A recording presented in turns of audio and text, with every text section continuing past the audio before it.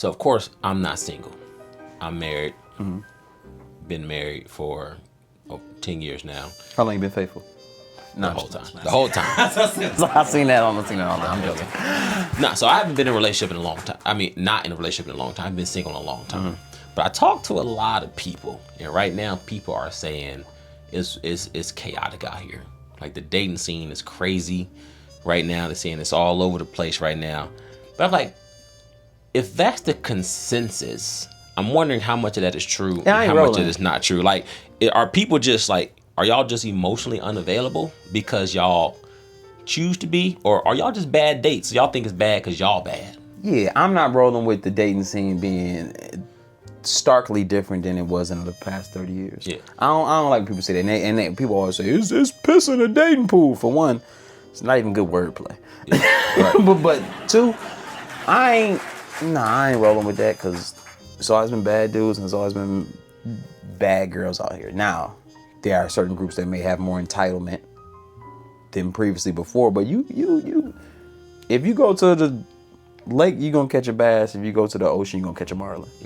It depends on where you're going. Yeah. So it ain't, I don't think that's fair to put that up. Cause it's impossible to be like the whole dating pool. Somebody said that from San Francisco to Brooklyn. Like, nah. And I wonder, like, have you examined yourself? I'm about to say, you know what it is? Are you the problem? It's probably the expectations. Because of more accessibility and you being able to see on Instagram what you think is regular. Yeah. You got this expectation that is unreal. Yeah. Like the whole, that's bullshit, but the whole, even the fact that it's a thing, cheesecake on the first date, stuff like that. Yeah. You got an expectation of me taking you somewhere outside of a 3-star restaurant, and I don't know you. Some do. And the fact that's the discussion. So you may think, oh, well, I don't want to date him. It's this man who will take you to the Cheesecake. You goddamn right. I'm not a Cheesecake Factory guy. But I'll take you to let's assume it's a 3-star. But we acting like Cheesecake Factory ain't good. It's not bad. And like it's not bad. The black person in me want to diss it. They got 1,500 menu items. They do. And you can't find one thing. It's an Asian dish on there that's fire. And it's a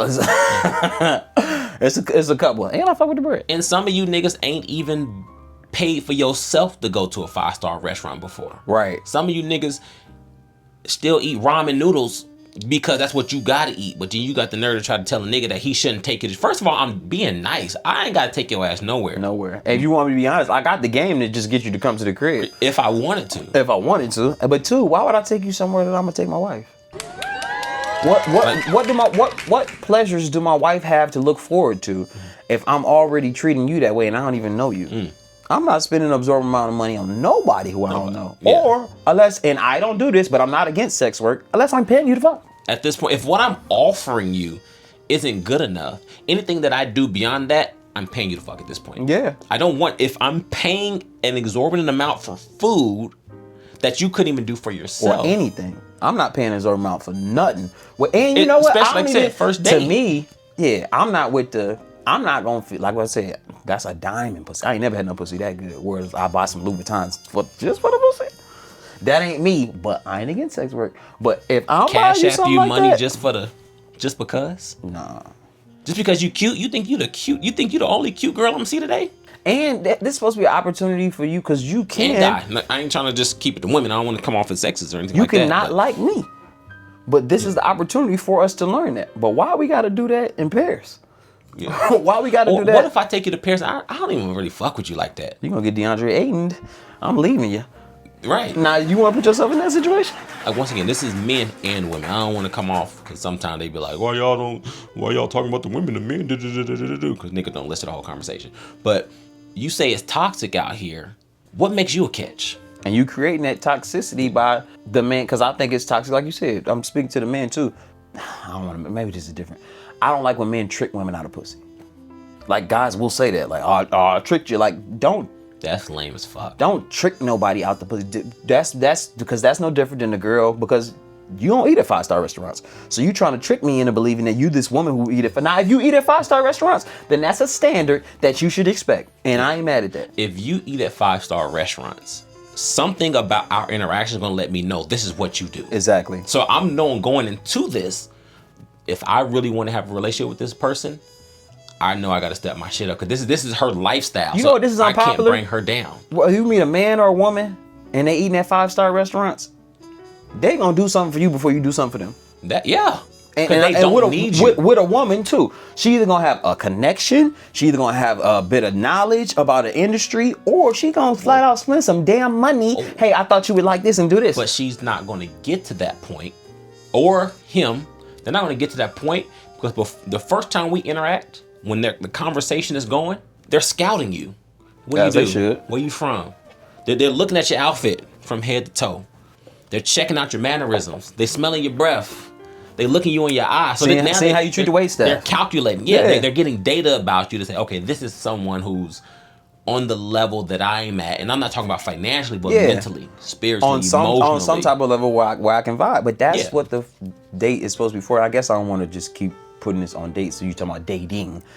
But I honestly think it's an expectation. Like you said, who are you to deserve this? Or for me, like, why would I take you there if I'm gonna take, what does my wife have to look forward to if and I ain't doing this to, that's the thing.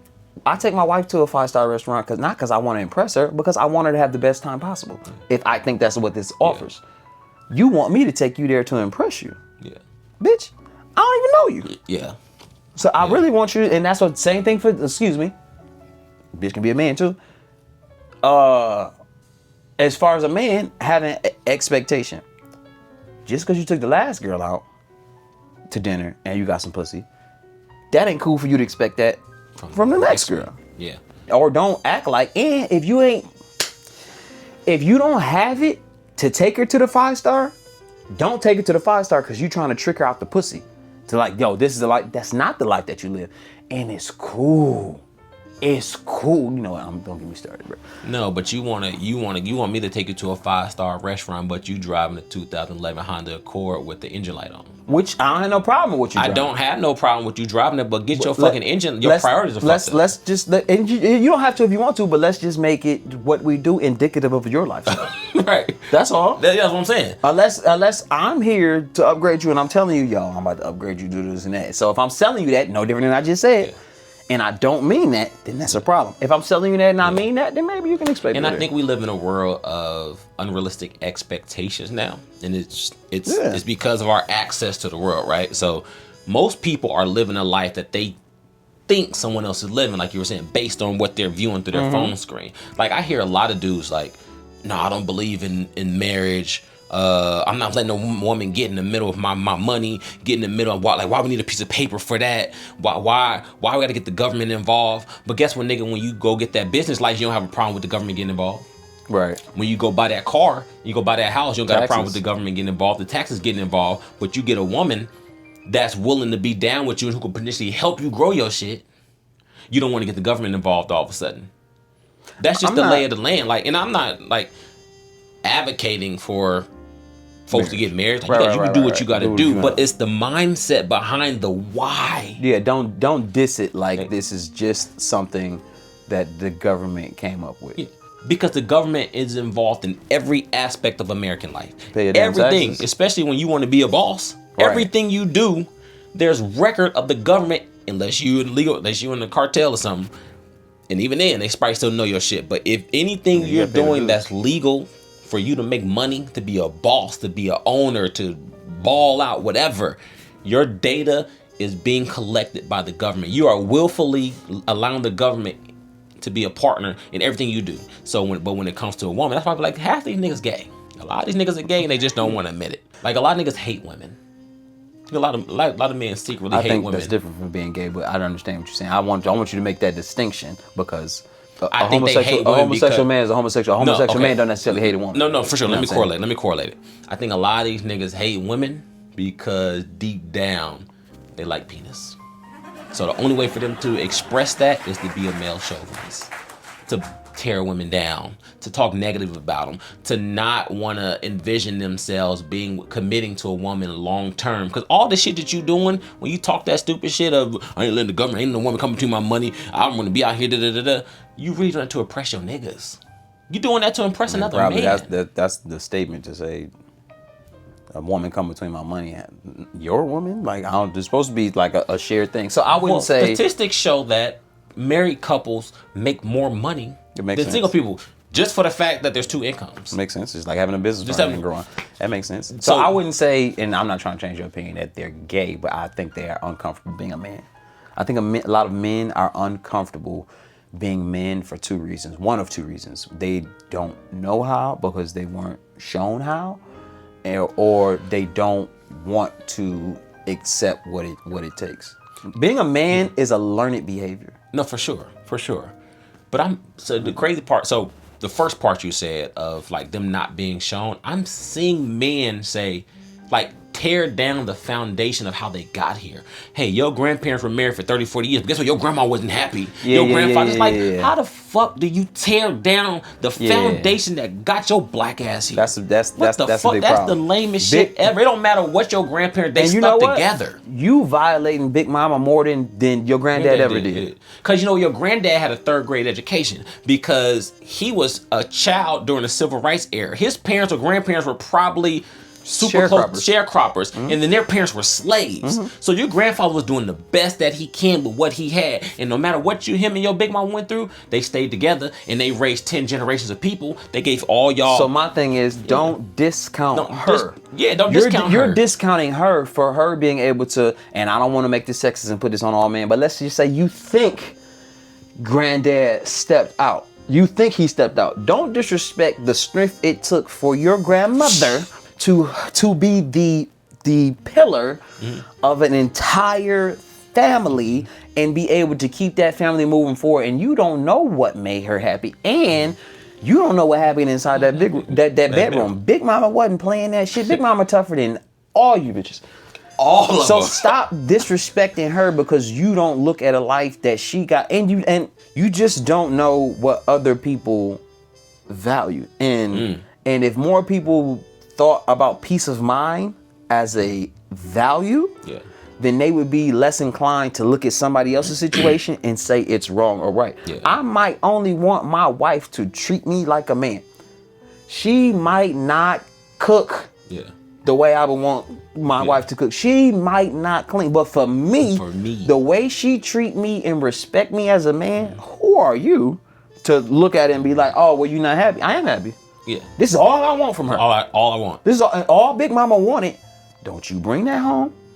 Don't you bring. Big Mama knew. Yeah. Because they grew up in a small. They knew it was a possibility. Back in them days, they grew up in a small, concentrated environment. So they knew it's Leroy that was messing with Cheryl across town, and they probably got a kid together. Even possible. Yeah, that's possible. But Big Mama, like you said, Big Mama said, peace of mind, but also Big Mama knew the value of family. There you go. Because I'm not gonna let you fuck up what I am the helm of. So the man is the provider and the leader, but when it comes to the foundation of any generation or culture, it's always gonna go back to the people who are the most wise. So the shamans in the I don't know what you call it, in the more outdoor cultures or the more I know what you're talking about. The shamans in there. It's always going to be, I firmly believe that a man should be a leader, but that don't take away from who's the pillar of that foundation. And if we get back to respecting people for those roles, Big Mama role wasn't less important than his because he's bringing home all the money. He don't know what the fuck to do with the money. That's why. And sometimes he used to. Here you go. Set the check down there. Is that emasculating? So, see, you know what? Some men take that as emasculating. You married. I wish I can't wait until I can set my check down. I might keep a little 10% for myself. Whatever. I'm gonna keep some for myself. Big Mama knew Earl was going down to the juke joint, gambling, drinking. So she gave him a couple dollars, whatever, or he just put most of it there. But she knew if you ain't gonna give me half. No, give me more of that. Because I'm gonna pay the bills. I'm gonna do this, and so I have to be able to peace of mind. I got a peace of mind that I don't give a fuck what I'm doing out here, how drunk I am. I'm setting this down, and I know the light's gonna be on. I know I know the kids gonna be taken care of. That's so I am not comfortable looking at Big Mama like she's less than or less happy. Who the fuck wouldn't be happy raising a generation of successful, mannerable, well-behaved, thought-provoking people? And Big Mama and Granddaddy created a safe haven. So when all y'all motherfuckers out here getting drunk, all y'all motherfuckers out here getting strung out, all y'all motherfuckers going through issues in y'all relationships, y'all all had a place to come back to. Right. Y'all all had somewhere to come and get love. When you was hungry, y'all came get something to eat. When y'all had nowhere to stay, Big Mama had a couch, she had an extra room, she had something for you. When you needed a couple extra dollars, Big Mama went into that purse or went into that cookie jar. That she may have hid from Granddad. Yeah. Rightfully so. Because she knew one of y'all motherfuckers was going to come here at some point in time. And he she was might taking care not of family. want, and I might not want you giving our money to, I'm tired of Charles. Yeah. I'm sick and tired of Charles' bitch ass. I know he my son. Yeah. But that's an old son. I'm sick and tired of Junior. And Charles is your daddy. The nigga that's out here telling niggas, oh, your granddaddy chill. Charles is your daddy, nigga. Yeah. But guess what? You aren't here. And what I've seen, they're looking at, well, Big Daddy and them, they was broke. No, them motherfuckers had to scrap and claw so you can have the opportunity to get on the fucking phone and talk about how bad they life was. And I like to challenge that theory that they was broke. Because if you stop working for six weeks, your motherfucking ass gonna have some trouble. Because Big Mama didn't work. They figured it out though. Earl went to work every day and figured it out. In that dusty ass pickup truck and took care of 9 kids. And not to mention, Earl had a piece of land. It might not have been big. Might have been big, yeah. But they got a piece of land. Or at one point in time, Earl opened up a laundromat. Earl opened up a mechanic shop. Whether it lasted just or enough not, to get by. He did it. It did just enough to get by. But it got me that piece of land. And I was thinking, you said something about cooking, right? Yeah. You know, you got a place to come back for a meal. And I thought this, oddly enough, the Cowboys made me think about this. And I put it on TikTok. But we losing oral history. Because we have so much access to other things. Yeah. The only way, it's very few times where you can get written wisdom. It's hard to get wisdom out of written words. Yeah, it's wisdom, rare. It's usually, rare, yeah. Wisdom, you can read and get information. But wisdom is usually translated through emotion, action, and trust. I don't think that nobody's wise just because they're older. Now, if I know about Big Mama and this is the third time where she did this, all right, now I can respect your wisdom. Going back to the cooking thing, I ain't trying to be sexist, but take it off women. Yeah, you could do women, men, either one. Well, I'm saying a woman with cooking or a man with protection, right? It's I have no problem, and this is gonna sound controversial. I have no problem with at some point in some relationship or anything calling a woman a bitch. I could be wrong, but what I do have a problem with is somebody who's not in a relationship with somebody or somebody who's don't know anything, calling multiple people bitches. Now, that's not being a man. Hold on, break it down. Granddad, you would never go to the store with Granddad and see him get into it with a woman and call her a bitch. It ain't gonna happen. Yeah. It ain't gonna happen just because that amount of respect. I actually had situations where I told her, go get your husband so he can talk to me like this. Yeah. Please go get your husband. So you would see Granddad, he might be in the car on the way home, that motherfucking bitch, but you would never see Granddad go out and willfully disrespect a group of women. That's a learned behavior. Yeah. Now, if we don't have a Granddad or you shaming Granddad for being Granddad, then you don't know how to treat somebody. If you think that the position that Big Mama took was not one of prosperity, then you ain't gonna want to do what she do. So now you don't know how to cook. And I'll be damned. And I had this situation happen with my baby mama a while ago, years ago. I used to make my daughter once a week. She's 14, 15. Once a week, we gonna cook dinner. Yeah. I'm gonna help you, but you gotta cook dinner once a week. Yeah. And her mama ended up getting mad. And years later, we had the conversation. And there was other people around. And she was like, well, I think it's a good life skill for anybody to have to be able to cook and do whatever. So I thought in my head, ain't she anybody? Yeah.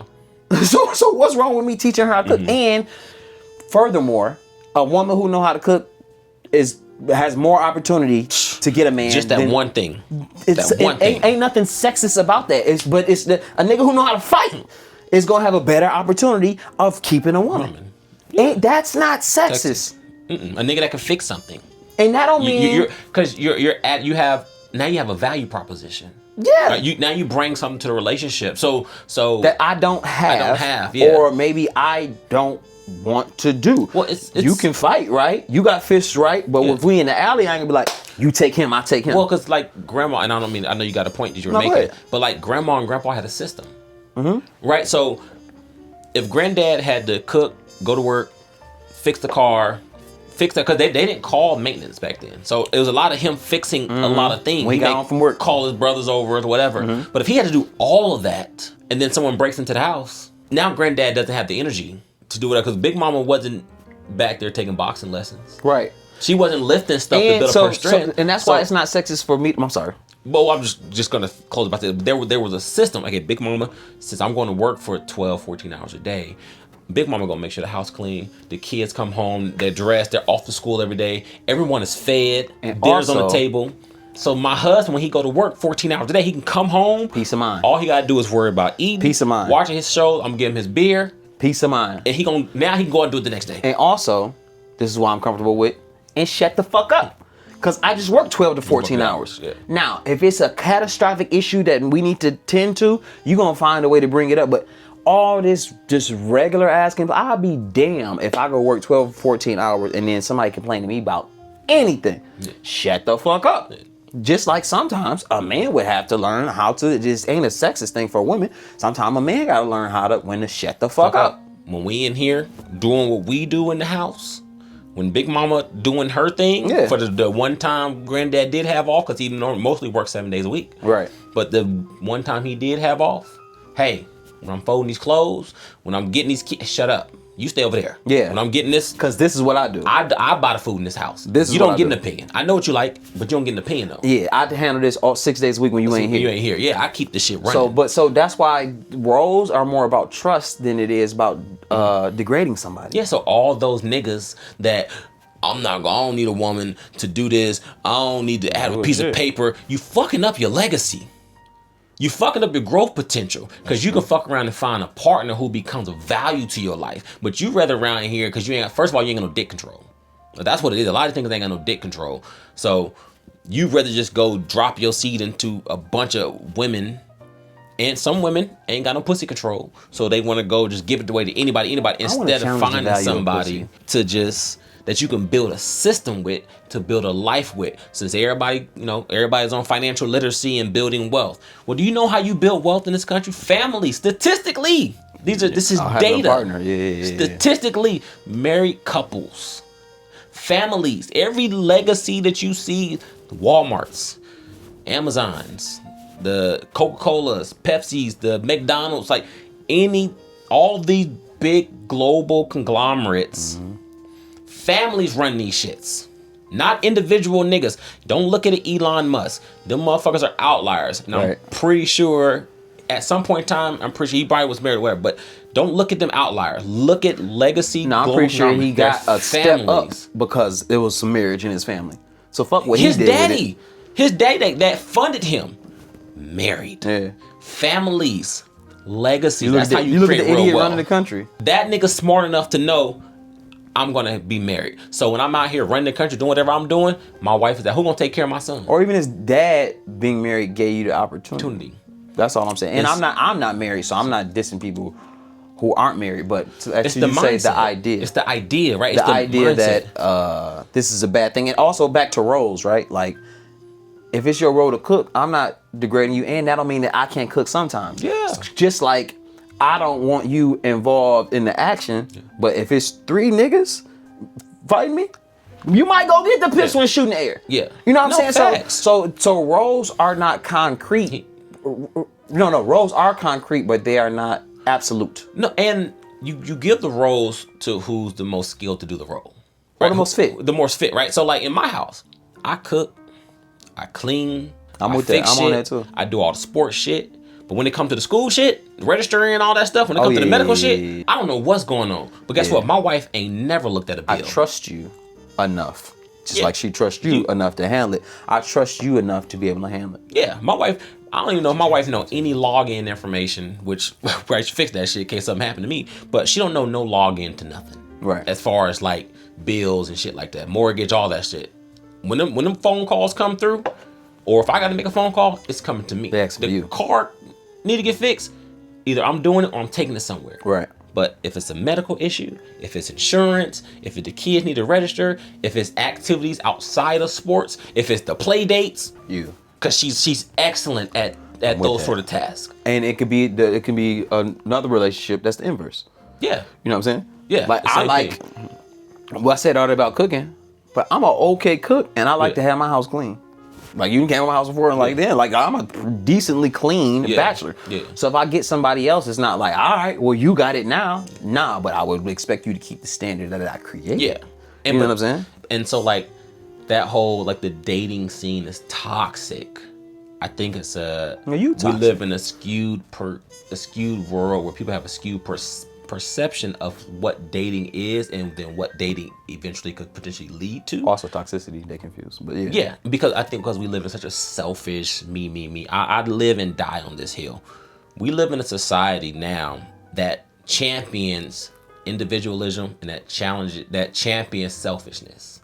We literally have our own TV stations, and some of us have 3 or 4 of them because you got an Instagram, you got a Facebook, you got a TikTok, you got a Twitter. So you got a bunch of your individual networks of you just telling people, look at me, what I do, how I talk, how I dress, what I'm selling. Half the shit on social media is pointless and invaluable, but it's people getting on there doing shit to say, look at me. So when I'm going out dating, like you were saying, don't take me to Cheesecake Factory. Take me to this restaurant. Pursue me this way. That's why I hate when corny shit get a bunch of likes. Bring back bullying. You ain't gotta like everything, because that gives you the entitlement to think that this is what you ain't like that. Yeah. And you want me to be honest? If me and Michael B. Jordan walk in the room before we say a word, he got the better chance at the pussy. Yeah. The more I understood that, the more clear I was with who I was and confidence in myself. That don't mean that I'm a coward to Michael B. Jordan. But once we start talking, and I ain't hating on Michael B.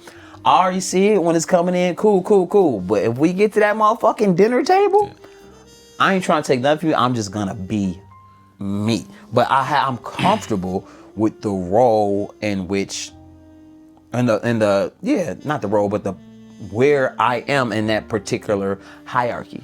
And I think the reason a lot of people say dating is toxic is 2 things. 1, you're losers. 2 is because you suck at adjustments. So dating, or decision making. That's part of the adjustment, right? Mm-hmm. So dating is a game of numbers. Mm-hmm. You give yourself a better chance based on. People probably don't think that way. They don't, right? So like, you don't know who you're gonna meet, and the chance of that working out, like personality is different or whatever. So the more you put yourself out there, the more you get in environments, you put yourself in a position to date more. But what I'm pretty sure most people don't do is have one interaction, it doesn't go well, reflect, adjust, try again, reflect, adjust, try again, reflect, adjust, try again. So you wonder why it's toxic and you keep staying here, because you keep doing the same fucking thing every time you meet somebody, instead of saying, okay, last time it went like this. Okay, next time when I go into this, I'm going to do X, Y, and Z different, or I'm going to look for this instead of this. This personality trait, I should have sensed it right away. And that's my biggest issue with people is not, because what you're saying is they identify their mistake. Yeah. And are going to make an adjustment to their own mistake. People are so afraid of making mistakes or admitting that they made a mistake. Now you can't fix it. Because if you don't think that you made the mistake, then you're not going to be looking to fix it. You're going to be looking for somebody else to fix your mistake. And that's why dating is toxic, because you're hoping someone else fixes all your insecurities, your flaws, and your shortcomings. Boom.